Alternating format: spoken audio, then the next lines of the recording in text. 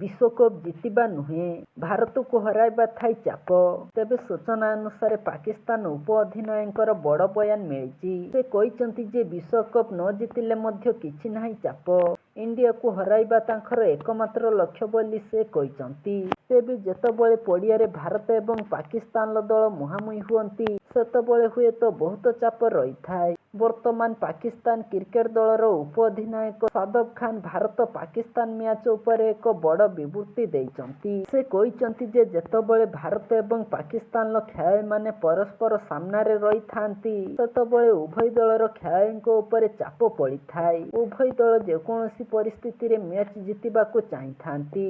टी20 विश्वकप पूर्व भारत एवं पाकिस्तान दल एशिया कप 2022 रे मुहांमुही होइथिले। भारत विपक्ष रे मैच जितिबाको रही थाए प्रबल चाप। शादब खान कहते जे भारत विपक्ष मैच जितिबा पई बहुत चाप रही थाए। सेमाने टूर्नामेंट जितिबे कि नाही प्रशंसक माने अधिक ध्यान दियंती नाही, मात्र सेमाने भारत विपक्ष जेकोसी उपाय रे जितिबाको चाहिथांती।